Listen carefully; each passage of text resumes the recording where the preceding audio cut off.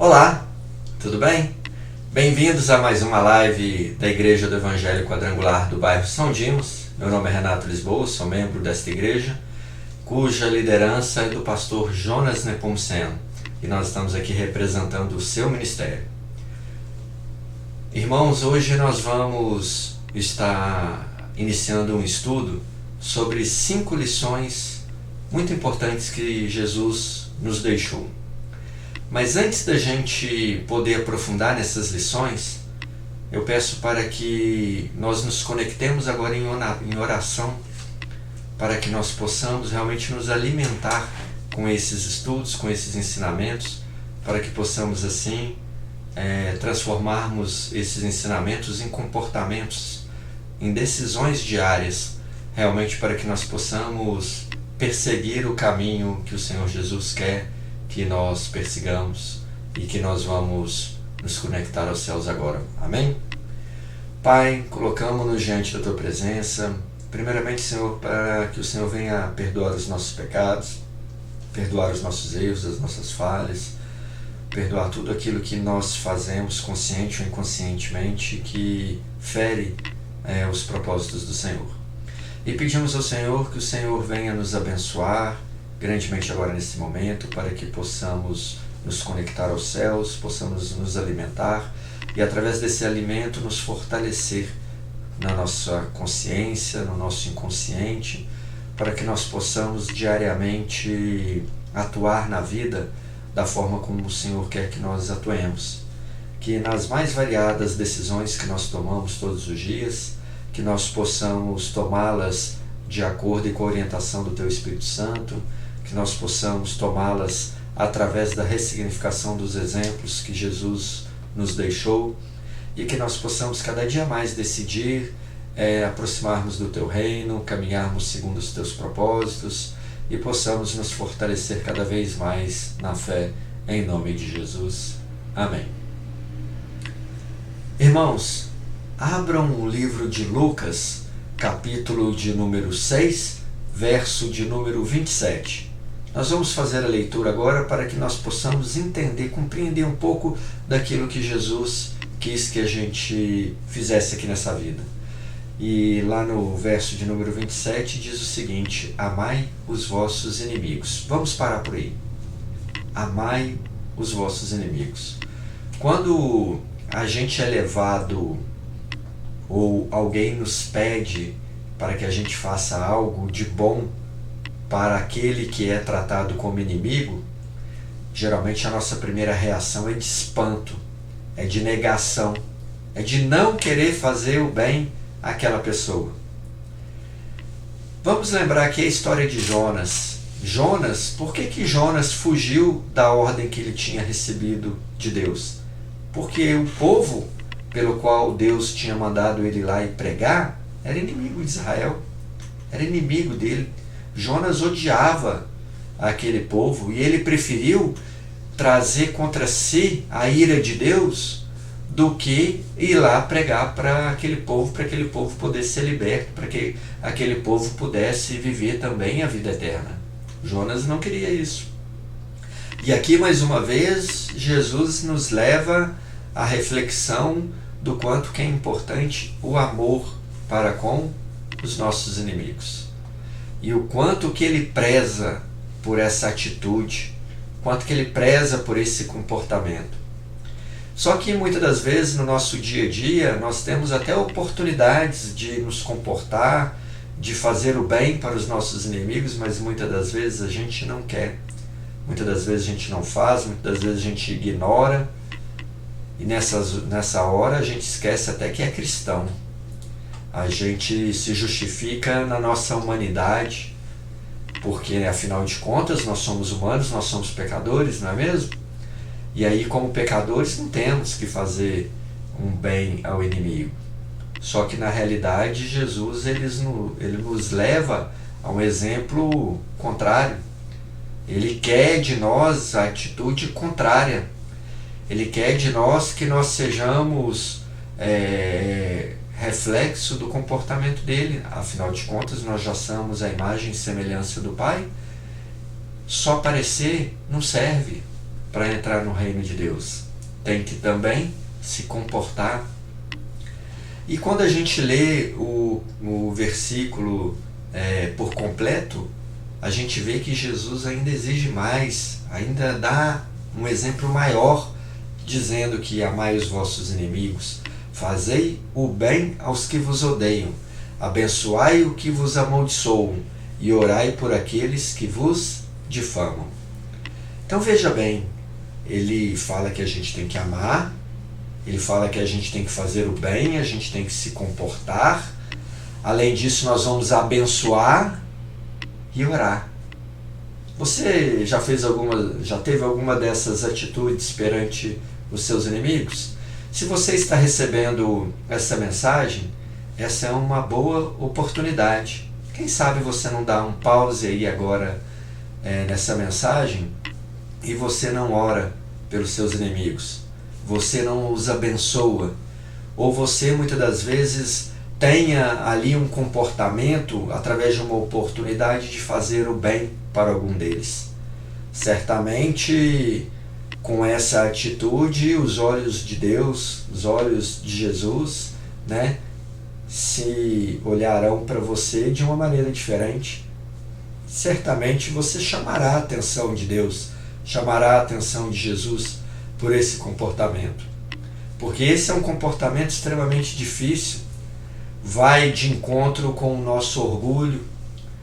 Muitas das vezes os inimigos nos deixaram ali com o orgulho ferido, nos deixaram ali, às vezes com prejuízo ou com alguma situação em que nos colocou numa saia justa, uma situação de vergonha.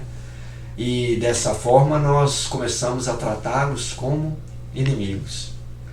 Mas Jesus, ele nos chama a ter ele como modelo, como nosso exemplo. E sendo o nosso exemplo, sendo o nosso modelo, Jesus, ele se comportou assim. Jesus, ele agiu dessa forma. Jesus, ele estava ali na cruz, pregado, sofrendo ali nos últimos momentos de vida.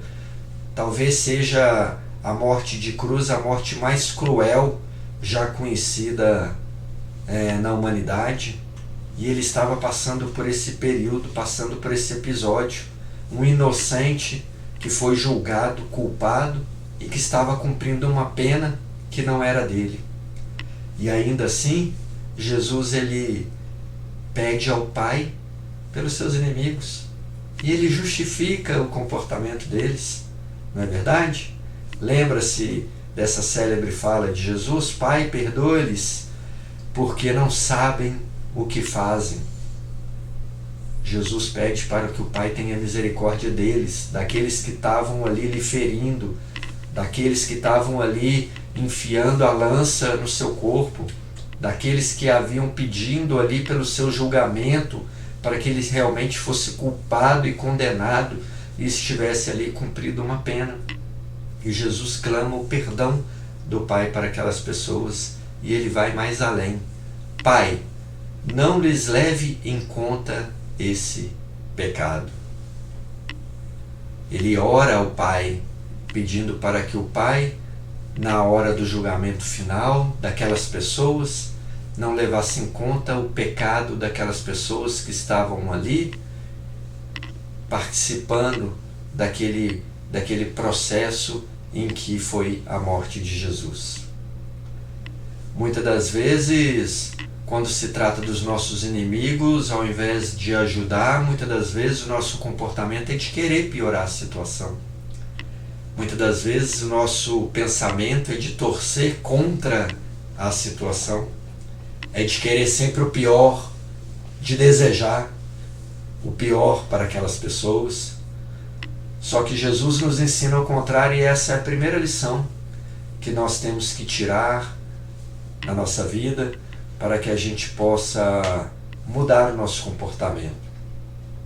Se nós queremos ser aquelas pessoas que a Bíblia tanto fala que há um lugar para elas no céu, mas que a porta é estreita, certamente a passagem por essa porta, ela se deve ao comportamento para com os inimigos também. Afinal de contas, foi o ensinamento direto de Jesus, o próprio Jesus nos ensinando como deveríamos nos comportar nessa situação. Mas muitas das vezes nós preferimos atrair a ira de Deus sobre nós, como aconteceu com Jonas, e odiar, continuar odiando, continuar praticando o mal para contra nossos inimigos. Muitas das vezes as pessoas não enxergam a tempestade que está passando em suas vidas porque não enxergam a ira de Deus sobre elas, assim como Jonas ali, né, com o mar revolto, o barco para afundar, ser engolido ali por um peixe grande, passando ali por uma enorme tempestade na sua vida, atraindo a ira de Deus ali naquele momento, porque ele não queria de jeito nenhum ajudar ali os seus inimigos. Nós hoje temos essa oportunidade e certamente, ao se comportar de maneira diferente, os olhos de Deus se voltarão para nós de uma maneira diferente, assim com certeza como se voltou lá naquele momento em que Jesus estava na cruz, orando e lembrando-se dos seus inimigos. A segunda lição que nós queremos estudar nessa noite é: ninguém te condenou, eu também não te condeno. Vá e não peques mais. Essa passagem lá do livro de João, quando os fariseus levam até Jesus uma mulher adúltera, havia sido pega em flagrante, em adultério, e Jesus, ali naquele momento, ele passa por um momento de saia justa, porque os fariseus queriam que Jesus falasse o que fazer com aquela mulher, porque eles queriam pegar Jesus ali também, às vezes num erro que ele poderia cometer. Se ele falasse que não era para matar a mulher, eles iam falar que ele estava infringindo a lei. Se ele falasse que era para matar a mulher, eles iam falar lá, Jesus está mandando matar a mulher. Jesus ele estava ali num conflito. Mas esse assunto nós já falamos em alguns momentos passados, algumas lives passadas, você vai ter a oportunidade de assistir. Mas nesse momento, eles levam a mulher adúltera ali para Jesus. Jesus então dissolve o conflito, devolvendo o conflito para eles. Olha, se vocês não têm pecado, então atirem a primeira pedra. Se vocês são mais santos do que ela, se vocês não pecam de forma alguma, se acham melhores, superiores, atirem a primeira pedra, quem for. E aí, quando cada um começou a olhar para o seu próprio umbigo, viu que nenhum deles tinha ali capacidade de julgar aquela mulher, porque todos eles também eram pecadores. E todos eles jogaram as pedras no chão e foram embora para casa. E naquela situação ali, por final, ficou apenas aquela mulher adúltera e Jesus. E aí Jesus profere essas palavras lá do livro de João, capítulo 5, verso de número 10. Ninguém te condenou, eu também não te condeno. Vá e não peques mais. É interessante porque muitas das vezes no nosso dia a dia nós temos a capacidade de julgar, né? Quantas vezes nós julgamos as pessoas, julgamos pela aparência, julgamos pelo linguajar, julgamos pela vestimenta, julgamos pela conduta. Para julgar, nós somos muito bons o tempo inteiro. Às vezes a primeira coisa que nós fazemos antes de qualquer decisão, antes de qualquer comportamento, é julgar as pessoas. Muitas das vezes, assuntos entre as pessoas são assuntos de outras pessoas, falando da vida de outras pessoas, muitas das vezes emitindo uma opinião, que na realidade é um julgamento, emitindo ali um julgamento em relação ao comportamento ou à vida de outra pessoa. Mas ali Jesus, ele é muito cirúrgico. Olha, se ninguém te condenou, eu também não te condeno. Vá e não peques mais. Nós temos que aprender que a nossa vida, ela tem que ser uma vida livre de qualquer tipo de preconceito, livre de qualquer tipo de julgamento, livre de qualquer tipo de comparação. Ah, porque a grama do vizinho é mais verde do que a minha. porque nada. Se nós gastássemos o nosso precioso tempo para poder tratar apenas das questões inerentes à nossa própria vida, nós não teríamos tempo de ficar julgando os outros, de ficar fazendo historinhas em relação às outras pessoas, e certamente os nossos comportamentos seriam diferentes, porque estaríamos preocupados em tratar os nossos comportamentos, porque todo comportamento ele deriva de um pensamento. Só que se o pensamento ele é aleatório, ele divaga nas historinhas e em outras coisas, a gente se comporta de qualquer jeito e a gente esquece de seguir ali o exemplo de Jesus, seguir os comportamentos de Jesus. Uma terceira lição que a gente também tira dos exemplos de Jesus, Mateus 5, verso de número 37. E Jesus ele fala: que o vosso sim seja sim, e o vosso não seja não. O resto vem do diabo. Quantas vezes você se compromete a fazer uma coisa e você não faz? Quantas vezes você se compromete a cumprir algo na igreja, na comunidade, na família, com os filhos, com a esposa, com o marido, e na hora não faz? Então, para que dar a palavra? Para que gerar a expectativa? Para que se colocar naquela condição? Às vezes é medo do julgamento das outras pessoas. Às vezes, na igreja, muitas das vezes, as pessoas são levadas a levantar a mão, não porque elas têm condições de ajudar, mas ficam com vergonha porque está todo mundo levantando a mão, todo mundo se dispondo como voluntário, todo mundo querendo de alguma forma contribuir, mas cada um sabe o seu calcanhar de Aquiles, sabe as suas dificuldades, o que passa. Então não saia se comprometendo com aquilo que você não é capaz de cumprir, com aquilo que você sabe que lá na frente você não vai ter condições de cumprir. Porque uma palavra que é dada, ela tem que ser cumprida. Porque um comportamento pelo qual você se compromete, há expectativa.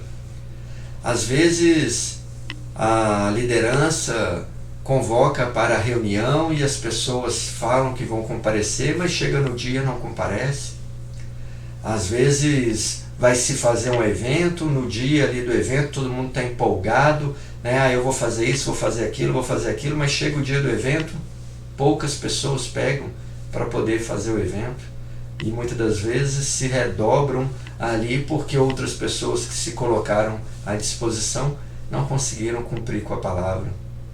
Então Jesus ele é enfático em: se você deu a palavra, cumpra, faça. E é interessante porque muitas das vezes a pessoa ela se coloca nessa posição de dar a palavra, de se colocar como voluntário para fazer alguma coisa, se colocar à disposição, porque ela não quer ser diferente ali do nicho aonde está participando, do grupo onde está participando. Não quer ser colocado como o diferente ou como a pessoa que nunca pode. Mas na realidade a pessoa ela precisa o quê? Ela precisa aceitar. Aceitar que ela é limitada, ela tem limitações. Aceitar que não é porque um pode que ela pode, ou porque o outro pode que ela pode. Então ela aceitar ali a sua condição. Aceitar ali que se ela pegar para fazer, ela não vai dar conta de entregar. Quantas vezes a gente vê aí no comércio, né, se faz a encomenda, a pessoa vai pegando encomenda, chega no dia de entregar, não dá conta porque pegou tanto serviço, não deu conta de entregar. E aí são várias expectativas frustradas, às vezes a vida de outras pessoas, né, que ficam ali naquela situação, ou em torno ali daquela situação. E aí a pessoa se torna até uma inimiga. Nossa, fulano, planejei o aniversário hoje, a pessoa que ia fazer os salgados não deu conta de entregar, frustrou toda uma festa de aniversário. Aí de um comerciante passou a ser inimigo, e aí a pessoa passa a ser mal falada e cria-se às vezes confusões porque é uma palavra mal dada, um compromisso assumido sem condições ali de ser cumprido. é preciso que a gente realmente passe a olhar antes da gente poder dar a palavra, a gente passe a refletir de uma maneira melhor. Para que a gente passe a ter mais confiança das pessoas, para que possa gerar mais confiança nas pessoas e para que a imagem que a gente passa para as pessoas possa ser ali uma imagem melhor. Outra coisa que é muito importante, hoje todo mundo tem um celular. Outro dia eu estava lendo uma revista que falava que o Brasil hoje tem, para cada habitante, 3 celulares. Ou seja, tem mais celulares do que número de habitantes no país. E com os celulares as pessoas hoje já fazem muita coisa. Fazem transferências bancárias, a comunicação pelos aplicativos, postam fotos. Antigamente os álbuns de fotografia eram os álbuns que ficavam em casa. Só mesmo os familiares mais íntimos, mais próximos tinham acesso. Hoje os álbuns fotográficos eles são compartilhados com o mundo inteiro. As fotografias, as recordações, as lembranças, as festas estão compartilhadas para o mundo inteiro. Mas muitas das vezes as pessoas postam ali nas redes sociais aquilo que elas não são. Elas postam uma figura mascarada. Elas postam uma vida ilusória, talvez que ela sonha em ter, mas na vida real não é assim. E o problema é que muitas das vezes as pessoas se vislumbram com essas imagens, as pessoas começam a comparar, começam a querer, começam a se comportar na vida para buscar aquele estilo de vida, mas é um estilo de vida mentiroso, um estilo de vida que não existe. E nós precisamos ficar atentos a isso, porque cada um recebeu uma vida para tomar conta dela. Nós recebemos uma única oportunidade. E o que nós vamos fazer com essa nossa única oportunidade? As mesmas 24 horas no dia que eu tenho, você tem. E o que nós vamos fazer com essa única 24 horas que nós temos a cada dia? Porque as 24 horas que passou ontem, passou, já ficou para trás. Não tem dinheiro no mundo que compre aquele tempo que passou. Então nós temos que usufruir da oportunidade que nós temos agora, no tempo presente, para fazer as coisas no tempo presente fazer sentido. E há sentido maior do que reproduzir o modelo que Jesus deixou para que a gente possa seguir, para que a gente possa viver? Uma quarta lição. Vamos abrir o livro de João, capítulo 15, verso de número 5. Sem mim, nada podeis fazer. Veja bem que Jesus ali ele se coloca como fonte de todo ser e sentido humano. Sem ele, nada acontece. Nada pode ser feito. É interessante porque até na criação do mundo, se você ler lá os primeiros versículos lá de Gênesis, né? Quando Deus ele fala, né, façamos o homem a nossa imagem e semelhança, ele fala no plural, porque ele não faz sozinho, porque já estava com ele ali, a Trindade, Jesus, o Espírito Santo, formando ali o homem. E assim eles foram fazendo o homem, assim eles fizeram o mundo, fizeram o planeta, fizeram todas as coisas, sempre no plural, porque Deus é o início, Jesus e a Trindade sempre existiram, a eternidade é tanto para trás como para frente. Muitas das vezes a gente acha que a eternidade é só para o tempo futuro, mas não é. Eles sempre existiram, nunca nasceram, nunca vão ter fim. Então, quando Jesus ele afirma que sem ele nada podes fazer, é a mais pura verdade. Eu não sei como que tem andado a sua vida, eu não sei se você tem vivido momentos de turbulência, não sei se você tem passado por tempestades, por situações de conflitos, mas talvez seja a falta de Jesus na sua vida, talvez seja a falta de você estar conectado com o Espírito Santo, de você ser um amigo fiel de Jesus, de você ter diálogos diários com Jesus, para que através dele você se conecte com Deus, não apenas no sentido de pedir, mas no sentido daquele relacionamento de pai para filho, de criador para criatura.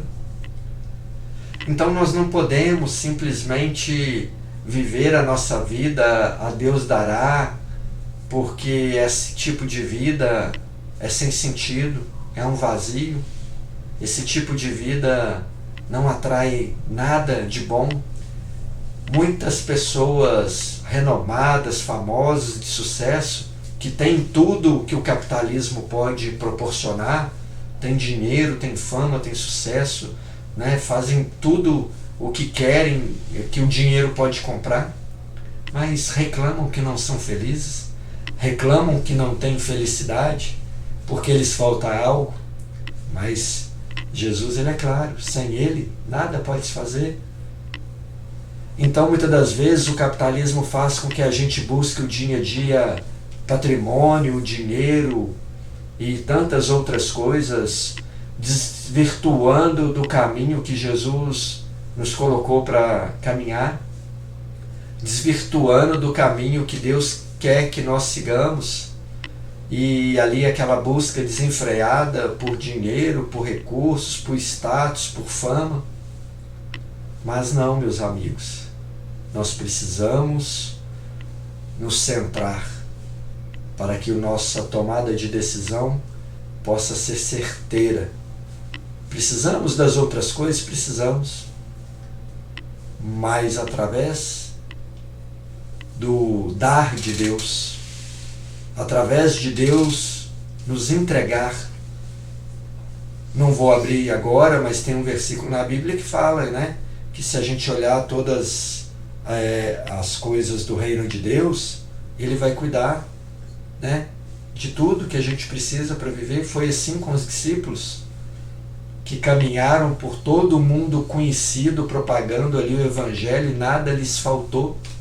Passaram dificuldades, sim, mas Jesus, né, sempre deixou claro que nós passaríamos por aflições, e passamos por aflições. Mas quando as aflições elas acontecem junto com Jesus, é mais fácil, é mais leve, e a gente ultrapassa sem maiores dificuldades. A quinta lição: ninguém tem maior amor do que aquele que dá a sua vida para seus amigos. Está no livro de João, verso de número 13. Ninguém tem maior amor do que aquele que dá a sua vida para os seus amigos.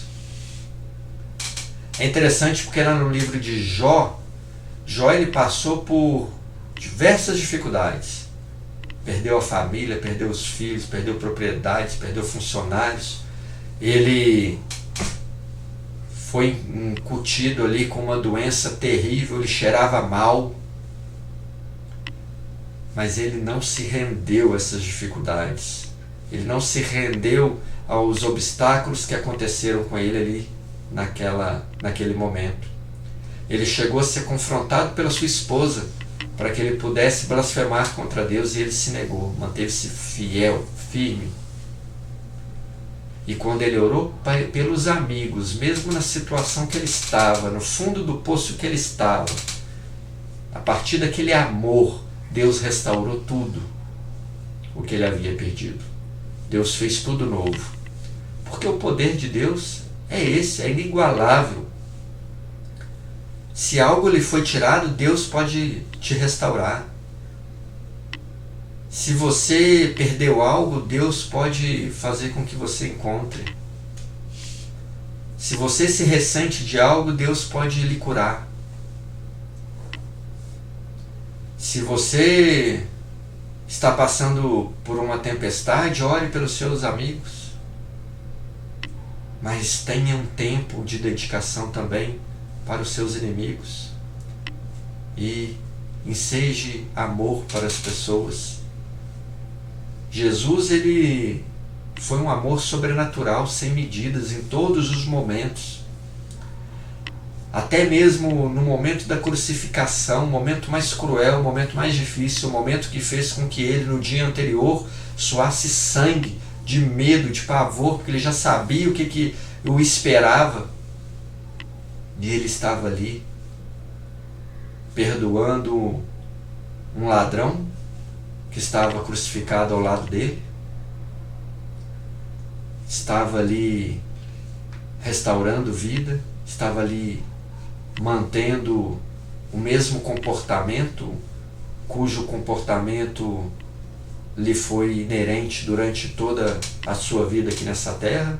Em nenhum momento ele se corrompeu, nem quando jejuou no deserto e foi confrontado pelo diabo, ele se rendeu, mostrando como ser humano que é possível. Sim, é possível, porque ele viveu aqui nessa terra como um ser humano, guiado, conectado com o Pai o tempo inteiro. Só que sabe qual que é a diferença? Nós não estamos conectados com o Pai o tempo inteiro.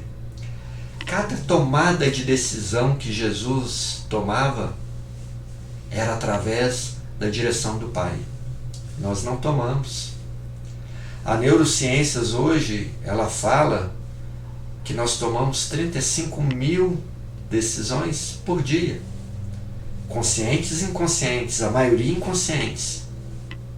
Quantas dessas 35 mil decisões nós perguntamos ao Pai?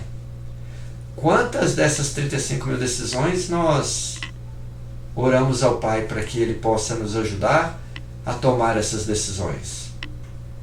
Certamente muito poucas. E por isso que levamos a vida que levamos. E por isso achamos que é difícil seguir o modelo de Jesus. Só que o que Jesus sempre fazia era estar conectado com o Pai em todas as oportunidades. Conectado, orando, sendo instruído ali pelo Pai para tomar as decisões. E hoje nós temos o Espírito Santo, e o que a gente menos usa é o Espírito Santo para poder a gente tomar as decisões no dia a dia. Então, irmãos, o que eu quero que nós possamos refletir nesse dia e nos dias seguintes, e que a gente possa mudar os nossos pensamentos para que assim possamos ressignificar os nossos comportamentos, é para que a gente possa ser mais amoroso, para que a gente possa amar, porque o amor é que dá vida. Foi através do amor de Jesus que nós temos a oportunidade de viver a vida eterna. Se ele não fosse aquele amor, se ele não se sacrificasse por nós, nós não teríamos essa oportunidade. E o que nós estamos fazendo com esse amor de Jesus? Estamos pegando e jogando no lixo? Ou estamos trocando pelo dinheiro que o sistema capitalista o tempo inteiro quer que a gente faça? Então pense, reflita e mude a vida.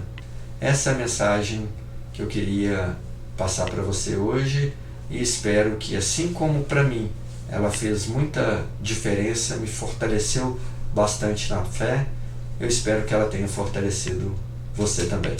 Que na próxima semana nós possamos estar novamente juntos para mais uma palavra, mais uma live aqui da Igreja do Evangelho Quadrangular do bairro São Dimas. Até sexta que vem, um grande abraço, fiquem com Deus, tchau.